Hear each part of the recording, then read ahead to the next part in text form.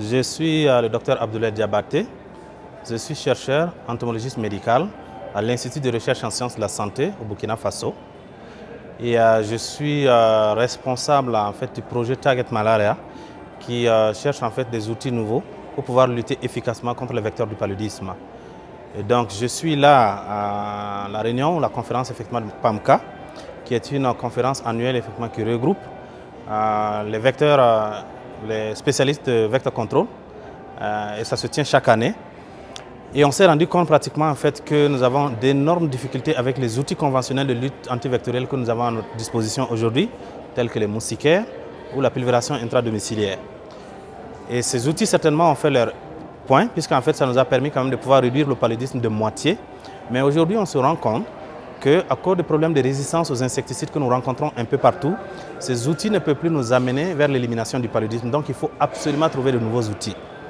Et dans ce sens, justement, PAMCA s'est positionné pour commencer à travailler avec différents partenaires pour voir toutes les nouvelles technologies qui sont en construction, comment est-ce qu'on peut effectivement permettre aux Africains d'avoir une meilleure compréhension d'abord de ces technologies et de savoir de quoi il s'agit et de pouvoir également les former à pouvoir prendre ces technologies en main.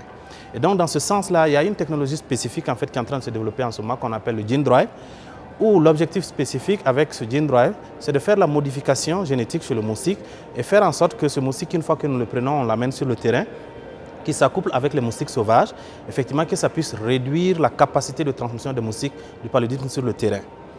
Alors, donc on est venu du 22 pratiquement au 25, nous avons sélectionné un certain nombre quand même d'étudiants africains pour qu'ils viennent effectivement voir de quoi il s'agit exactement et qu'on puisse leur donner la formation nécessaire. Et la formation s'est vraiment très bien passée. Les étudiants étaient vraiment très interactifs, ils sont vraiment très contents effectivement de suivre cette formation. Et ce qui reste maintenant, c'est la partie théorique qu'on leur a donnée. Comment est-ce qu'on s'assure qu'en Afrique, on puisse avoir des plateformes techniques qui nous permettent nous-mêmes, Africains, de pouvoir faire ces transformations et de prendre ces étudiants, les amener sur ces plateformes-là pour pouvoir faire les transformations eux-mêmes et donc ramener ça chez eux au pays. Et je pense que ça a été tout à fait un succès. Et ce genre de programme, pratiquement, nous le conduisons depuis 2017, pour la première fois au Burkina. Et successivement, chaque année, nous le faisons. Et nous avons quand même déjà formé une cohorte de plus de 100 étudiants et spécialistes de vector control à travers l'Afrique.